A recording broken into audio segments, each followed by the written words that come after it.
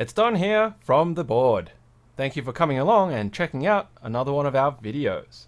Today I'm going to be reviewing the cheapest keycap tray that I could find on Taobao.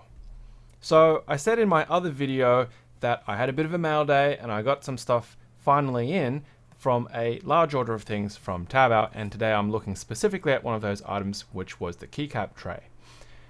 I have bought three grab bags from Signature Plastics, and after doing sorting videos and things like that, my keycaps always just ended up back in bags. They're just in Ziplocs. I had sorted them in a whole pile of different ways, and I thought, I should probably try and do something with them. And I started going through to actually build sets. And that's when I realized only having one keycap tray made life very difficult in organizing all of these vomit sets that I was trying to build out of my various grab bags.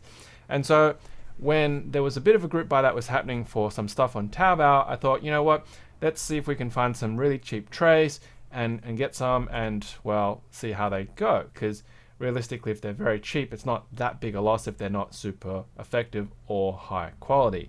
And I was really lucky because the guys on the Australian Discord had some tricks up their sleeves and they knew what they were doing, and they found me one. Actually, they found me a couple of different listings, but I went with the cheapest possible listing because I'm cheap and I don't have a lot of spare budget to play with. And I got 5 of these trays because they were seriously that cheap. So I'm going to switch over to the other monitor right now, and I'm going to show you the actual listing for this keycap tray. I won't actually have the link below in the description because obviously I'm not affiliated with Taobao. I don't get any commission or sales or anything like that. But here it is. Where is it? That way. Below on the video. And you'll see it's 15.8 RMB or yuan, which at the moment is equivalent to $3.17 Australian plus shipping for each one of these keycap trays. Now this is actually the English translated version of the site, and you can see the original is all in Chinese. So trying to actually find it might be a little bit challenging because, well, it's in Chinese, but the guys were able to give me a link. Now if you do actually want a link to this, please hit me up and I can actually provide it to you, but I'm not going to do that initially as part of the description. So let's just have a quick look at the listing. It looks pretty simple, it's just a tray, and the description says it'll come with a brush and it'll come with a keycap puller as well. Let's just get rid of that there. Now when I first saw the listing, I actually thought, is it going to come with a cover? But when Superbuy, who was the agent that the group buy was using, got them, they said no, there's nothing like that in it. So I was a little bit confused at what had happened there, but the description doesn't actually mention a cover. Okay, so we'll get to that. So it's just a black tray. It'll fit a standard 104 with the layout of a standard OEM keyboard, and there you go. So there was nothing spectacular about it except for the fact that it was just really ridiculously cheap. At $3.17 plus shipping, how could you really go wrong? Now, I'm not sure where the weight aspect is meant to come in here, but one of the things that did annoy me a little was Superbuy supposedly weighed these and they claimed that they were 300 grams each. And I'll get back to that in a moment. But let's just switch over now and we can actually see what came in the package. So here it is, and this is what the box came in. It's 104. The brand seems to be a TIG sword.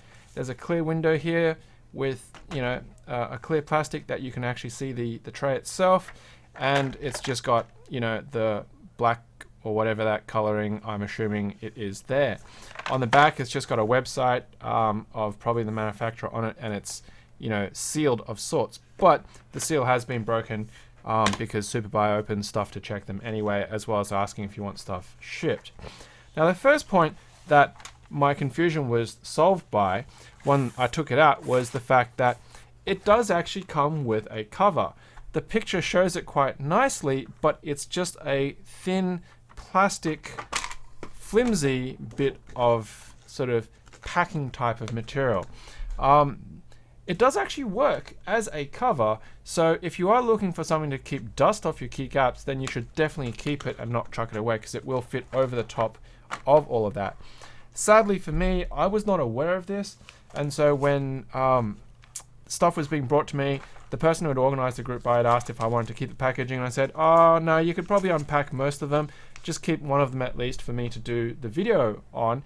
And then I discovered that it was actually suitable as a tray cover, so now I've lost a couple of these tray covers. It's not a big deal, nothing to be concerned or cry over, but it's just a oh well scenario. Now here's the brush and here's the keycap puller. The brush itself, it's a fairly standard just plastic brush. It's not too stiff, but you can definitely use it to sort of get in between and whatnot. I think that's very simple, and it's just a bog standard keycap puller. Nothing terribly exciting about it at all. Just something if you want to fiddle with, or if you want to give it to somebody who doesn't have a keycap puller, take it to a meetup, that kind of thing.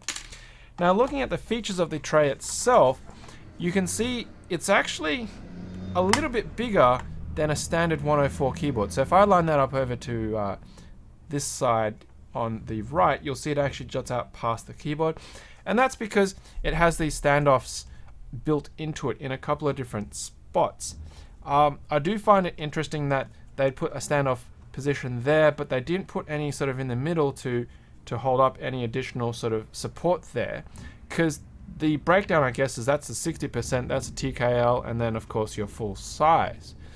There is no threading in this whatsoever, so it's not designed to have anything screwed into it, but when you flip it over to the underside, it actually has the corresponding fitment points on those standoffs, so you can actually stack these trays on top of each other however you like.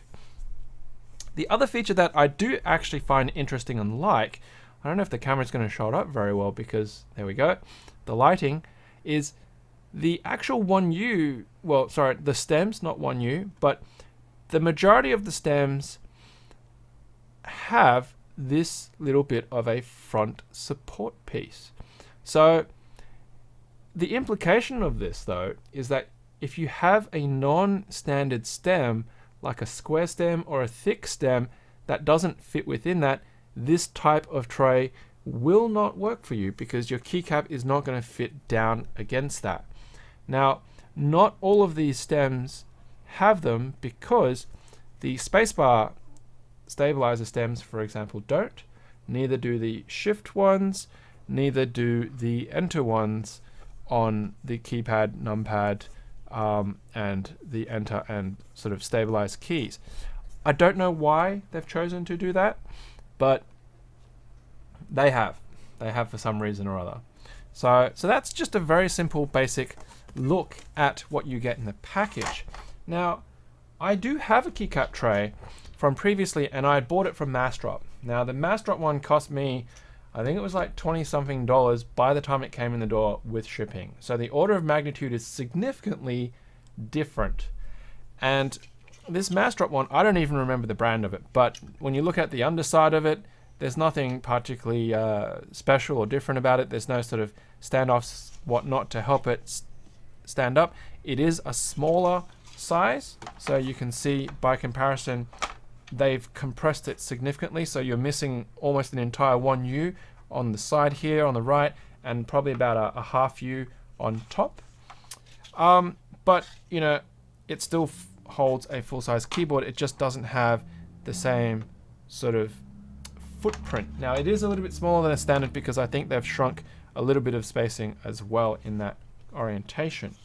Now, because as I mentioned before, I've already got some that were out of packaging, so I thought, you know what, I would actually start putting some keycaps on it. So I'll show you what you end up with once you actually start stacking keycaps.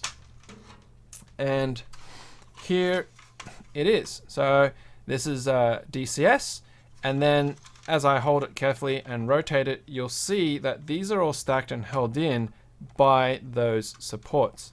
And it works actually quite neatly. And what I've got underneath here is that I've got DSA on the next one, and then I've got row 3 SA on the bottom 2.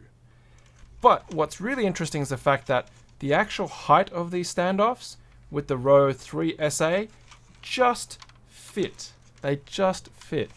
What that does mean though is if you were to actually put an SA onto these, it will not fit. So the actual sculpted profile of the higher keys of the row 1, row 2 are not going to fit underneath another row of, another one of these trays. So that's probably the only downside, is that if you had a whole bunch of these different sets and you wanted to actually cover them with this tray, it's not going to work. And if I take the actual plastic clear cover to put on it, you will kind of see by holding it to the side that it does not, well, I don't know if the camera's going to catch that very well, but yeah, there we go. You will see it doesn't actually sit all the way down and flush.